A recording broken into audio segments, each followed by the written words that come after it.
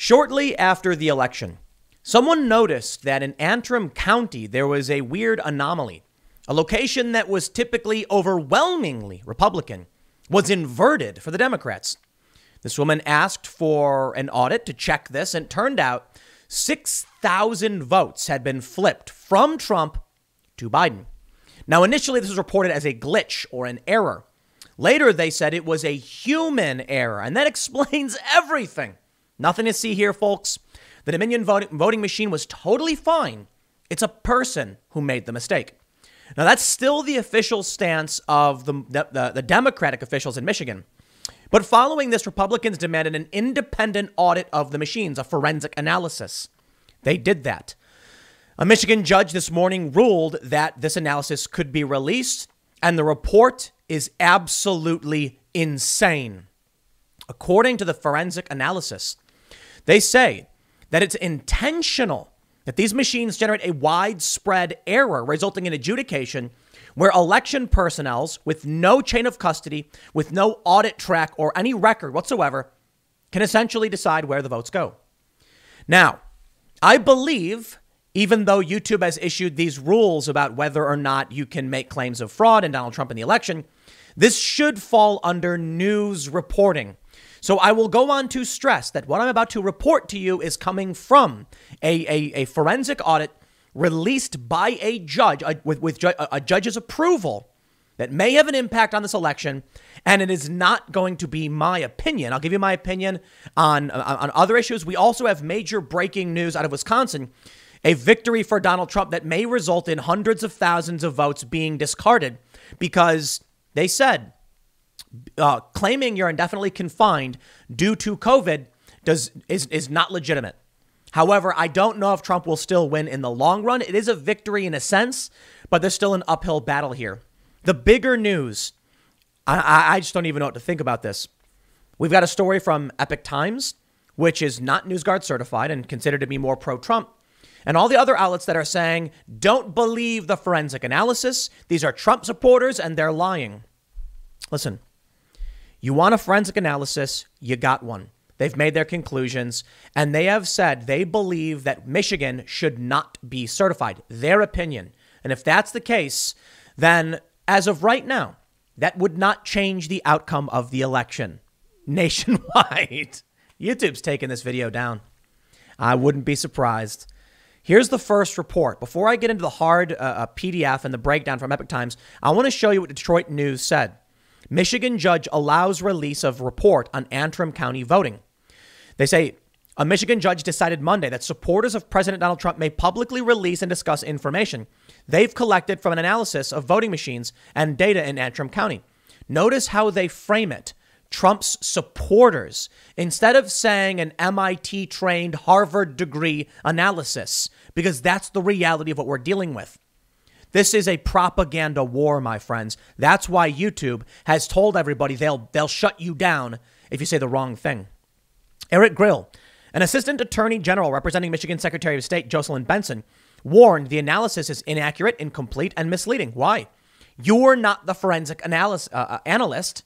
You're a government official. We want the third party, the independent party, to show us what actually happened. There's no reason to hide, Grill said during a virtual court hearing Monday morning. There's nothing to hide. They were blocking this from being released, which is very weird. Antrim County, with about 23,000 residents, has gained the spotlight in the push for Trump supporters to try and discredit the result of the November 3rd election because of a failure to update voting software. President-elect Joe Biden was initially thousands of votes ahead of Trump in the Republican-leaning county's official results. Trump later was shown to have more than 5,000 vote lead in the county, where about 16,000 votes were cast. The problem amid changing unofficial results led supporters of the president to question what had occurred in Antrim County and the integrity of Dominion voting systems, whose equipment the county used. After a lawsuit brought by Antrim County resident William Bailey, Circuit Judge Kevin Eisenheimer, a former Republican lawmaker, allowed Allied Securities Operation Group and Bailey to take forensic images of the county's 22 tabulators and review other election-related material. Their analysis had been under protective order, meaning it couldn't be released publicly until Monday, when Eisenheimer said he would allow the release with some redactions because of information related to source code. Grill didn't oppose the release of the information, noting Bailey's attorney, Matthew DePerno, had discussed it in interviews and it had been mentioned in a filing in the U.S. Supreme Court. Documents filed at the court and documents being used with this litigation should be public record, contended DePerno. On Sunday, attorneys representing 6 Michigan Republicans who are challenging the state's election results asked the U.S. Supreme Court allow them to file new evidence under seal, meaning it's not released to the public, including a forensic examination of voting machines in Antrim County, according to a letter obtained by the Detroit News. The evidence is crucial to a just resolution of the cases pending before this court, the Michigan Republicans' attorney wrote to the U.S. Supreme Court. The petitioners stand ready to provide the evidence to the court under the procedures it deems appropriate. But Dominion Voting Systems and the Michigan Secretary of State's office continue to urge caution about false information related to Antrim County. I got to stop here. Those individuals are party to the suit. Okay? If the Secretary of State wants to come out and make a claim, I don't care. If the Republican legislature wants to come out and make a claim, I don't care. They can both submit it. It can go to court. If the report gets released and it's by a third party and it was brought by Republicans who are suing, I'll look at the merits of the individual who made the assessment. Upon his making that assessment, I want a court to decide. But the Secretary of State coming out and saying, no, it's not true. It's not true. Shut your mouth. It goes to the courts or it doesn't. Okay? I am sick of this. These people acting like officials, they are party to the suit. I should say they're defendants effectively. That's probably the right way to put it. It's getting me so angry when you see this clear framing bias. I'll tell you what we can say right now. Republicans are obviously challenging after a strange phenomenon occurred. Republicans contend it was a computer problem, and the Democrats and the Secretary of State said it was a human problem. Dominion Voting System says the individual was supposed to do something, and because they didn't, an error occurred. But it's not, in my opinion, incumbent upon the individual to do anything to their machines if the machine is counting things wrong and flips votes. I don't see that as human error. That's just my opinion. I don't know ultimately what this leads to. Does it mean the outcome was changed? I don't think so. It's just one state. It's one county. Who knows where it will go? It must go to court. But I am sick of this. Let me show you this document. Allied Security Operations Group. Now, this is the document being sent out that on Twitter. It's from DePerno Law, which is from Matthew DePerno, who is the individual who was filing the suit. And they say for client Bill Bailey, who we are. My name is Russell James Ramsland Jr. I'm a resident of Dallas County, Texas. I hold an MBA from Harvard University and a political science degree from Duke. I have worked with the National Aeronautics and Space Administration, NASA, and the Massachusetts Institute of Technology, MIT, among other organizations, and have run businesses all over the world, many of which are highly technical in nature. I have served on technical government panels. He says, I am part of the management team of Allied Security Operations Group, LLC. ASOG is a group of globally engaged professionals who come from various disciplines to include the Department of Defense, Secret Service, Department of Homeland Security, and the CIA. It provides a range of security services, but has a particular emphasis on cybersecurity, open source investigations, and penetration testings of networks. We employ a wide variety of cyber and cyber forensic analysts. We have patents pending in a variety of applications from novel network security applications to SCADA, supervisory control and data acquisition, protection and safe browsing solutions for the dark and deep web. For this report, I've relied on these experts and resources. They say purpose and preliminary conclusions. The purpose of this forensic audit is to test the integrity of Dominion Voting System in how it performed in Antrim County, Michigan for the 2020 election. 2, listen very carefully because this is where the hammer drops. We conclude that the Dominion Voting System is intentionally and purposefully designed with inherent errors to create systemic fraud and influence election results. The system intentionally generates an enormously high number of ballot errors. The electronic ballots are then transferred for adjudication. The intentional errors lead to bulk adjudication of ballots with no oversight, no transparency, and no audit trail. This leads to voter or election fraud. Based on our study, we conclude that the Dominion Voting System should not be used in Michigan. We further conclude that the results of Antrim County should not have been certified. They go on to present many, many more statements and ultimately conclude that because 48 other counties use the same systems, they believe that calls Michigan into question. That's about it. First thing you got to know, this maybe will never see a court. I mean, it literally did. A judge just allowed it to be released. But what I mean is, this is now being presented as evidence to the Supreme Court. It's important you know about it. This is important, newsworthy information, YouTube. And I assert no opinion on the matter. I'm simply showing you what they have personally published. And a judge said should be released. And the lawyers in Michigan said, so be it, it should be public. They have gone on to say that it is inaccurate, incomplete, etc. That's not for you or I to judge. It's for the Supreme Court, I suppose. So, you know what? I'll give it to YouTube. They're actually correct. There's no reason for any of us to say that, that criteria that will get you banned, that widespread fraud resulted in, their second claim, that the outcome of the election was changed. No need. Okay? And I think that's fine. I know, I don't think it's fine. I think it's draconian and psychotic. People should should be entitled to their opinions. But what I mean to say is, we can still function and get by, assuming they don't just find a reason to take this video down, by saying something as simple as this. The document has been released. The statement has been made by an MIT, Harvard-educated, Duke University, NASA employee.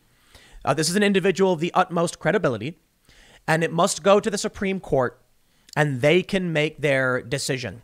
Okay? If it doesn't go to the Supreme Court, it's entirely possible SCOTUS just says, bye-bye, no. Because these are, look, this might sound crazy. It might be crazy. And we got another big breaking story out of Wisconsin I want to show you. This is huge. This is absolutely huge. This is an official forensic audit of the machines, and their conclusion is extremely damning. Now, we've heard the opinions of the experts, not definitive proof. It could be proof, and it could be evidence. A court must determine that, not me. You can have your own opinion, okay? Yes, I am trying to be careful that this video doesn't get taken down because I want you to know about this and I want you to come to your own opinions. But as of right now, this is an expert opinion and analysis, which is evidence, interestingly enough, and it can go to the courts, and the courts will tell you whether it is or isn't as serious as we might come to assume. I'll keep my opinion on this to myself to make sure you get a chance to hear this. This is some crazy stuff, however. It's a crazy day. We got so much more news. I don't even know what to do for the 1 p.m. segment, but we got Stephen Miller saying that they're going to be sending out alternate electors. I think that I'm going to do that segment at 4 because I got to show you this story right here. Wisconsin Supreme Court says individuals can determine for themselves whether they can avoid the voter ID law because of age or disability. It's a very, very interesting headline from Milwaukee Journal-Sentinel. The headline, in my opinion, should read, Wisconsin Supreme Court gives Trump major victory. Votes may be thrown out for false claims of indefinite confinement. What they've said is, you can't claim to be indefinitely confined because of COVID, which may call into question 200,000 votes. If we go based off of, let me slow down. Indefinite confinement is what it sounds like. If you're infirm, if you're elderly, if you're sick, you can't go and cast a vote. So if you're indefinitely confined, you don't need your ID to vote. It's a weird law, in my opinion, because you should still need it, I guess, some kind of verification, maybe a photocopy at least. But that's the idea. In the past couple of years, indefinite confinement has been extremely low, like hundreds to thousands. But something happened this time around where 200,000 people claimed they were indefinitely confined and didn't need IDs. Well, initially in Wisconsin, there were some government officials saying, if you're locked down because of COVID, by all means, you can say it. The Supreme Court of Wisconsin said, no, you cannot, which means there is a high likelihood many of these people, because the number is very anomalous, thought they were doing fine. So no fraud here, no fraud and no error, just a court rule, a court order, essentially, on what it means now. Votes may be thrown out. My question to the Milwaukee Journal-Sentinel is, why didn't you lead with hundreds of thousands of votes may be thrown out? No, they led with you can determine your own indefinite confinement. So what? Trump got a victory on this one. Are they going to say 2 to 53 now? Check it out. The state Supreme Court ruled Monday it is up to Wisconsinites to determine whether they face challenges that allow them to vote absentee without providing a copy of a photo ID. Under state law, people can vote absentee without showing an ID if they say they are indefinitely confined because of age, disability, or infirmity. 2 county clerks this spring contended voters could meet that status because of the coronavirus pandemic in a stay-at-home order. The state Republican Party sued directly with the state Supreme Court, and the justices quickly issued an initial order that said the advice from the county clerks was faulty. The clerks rescinded their advice. In its final decision Monday, the justices concluded it was up to each voter, not clerks or anyone else, to decide when they qualify as indefinitely confined. In addition, they found the pandemic and the stay-at-home order, which has since been struck down, did not render all voters indefinitely confined. That's the important point. That should have been the lead, in my opinion, because this opens the door for Trump to now question these votes and start challenging them individually. They say, on those points, the 7 justices were unanimous, but the court's 3 liberals dissented on some parts of the majority opinion. The issue of indefinite confinement was also raised in a lawsuit President Donald Trump brought against election officials after narrowly losing the state to Biden. The state Supreme Court heard arguments in that case Saturday, but has not yet issued a decision. The plain language of state law requires that each elector make an individual assessment to determine whether he or she qualifies as indefinitely confined or disabled for an indefinite period. A county clerk may not declare that any elector is indefinitely confined due to the pandemic. Chief Justice Patience Roggensack wrote for the majority.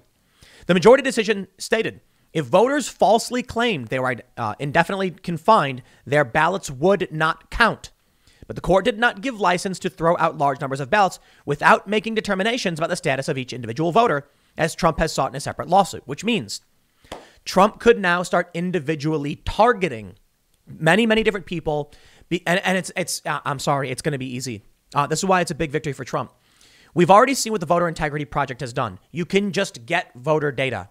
They can easily just grab anybody between 25 and 54 and start doing an analysis or an assessment on the individuals. And they need only 10 or 20,000 out of 200,000 to say they're not indefinitely confined and get their votes thrown out. That's simple. Let's say someone's 35. You're probably going to look at this 35-year-old male and be probably not indefinitely confined. That may open the door to Trump going through this. Now, if Trump does an analysis on all 200,000, and it's possible they can look through all the names and they can start looking people up, it won't take that long. Trust me, it won't. I don't know if they can do it fast enough, but they can certainly do it before January 6th. They could easily find 40 or 50,000 out of these people. I'll put it this way. Assuming that many of these people thought COVID was grounds for being indefinitely confined, and because the anomalous amount of individuals, it stands to reason it was COVID that these people cited. They may have, done something they thought was totally legal, and was not fraud and wasn't even an error. It's just now that the courts have issued a ruling changing, or I should say clarifying, which may get those votes thrown out. Trump could theoretically have an argument to why he won Wisconsin. And I think, I got to be honest, I think this is it. I think this victory in the Wisconsin Supreme Court shows there is a strong likelihood Trump really did win in Wisconsin. Now, if these people who voted and claimed they were indefinitely confined just voted normally, perhaps he wouldn't have. And perhaps because of the nature of the changing Supreme Court rules or whatever, it's now going to negatively impact the race. I don't know what to tell you. All I can tell you is this. Trump only needs what did he lose Wisconsin by 10 or 20,000 or something? Or is it 12,000? So what does he need? 5% of these to be invalid? Assuming all of them are for Biden. If they're not, and many of these come from a 2-to-1 Biden-Trump, then Trump would need, maybe 10 or 15% to be on the safe side. That's not a hard thing to do. He could easily grab 20,000 votes. And with a team, you can go through those names very, very easily and quickly. Journalists know these tricks. I can pull up I can find where you work. I can find photos of you. I can find videos of you. This is the information age. I can very, very easily find out all of this information about you. I know if you're indefinitely confined or not. Now think about it this way.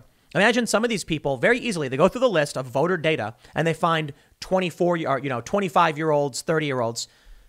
You can probably look them up and see them doing things that prove they're not indefinitely confined. Going out, going to the store, going to parties, going to friends' houses. That could be fairly easy for Trump. They go on to say, Justice Ann Walsh Bradley dissented from a part of that ruling that said voters could make the determination about being indefinitely confined based only on their own age or disability, rather than the age or disability of someone they are caring for. Justices, I'm not super concerned about that. They say this spring, about 195,000 voters said they were indefinitely confined, up from 55,000 for the spring election 4 years earlier. Anomalous. Similarly, about 215,000 voters claimed that status this fall, nearly a fourfold increase from the last presidential election. So at 215,000 votes.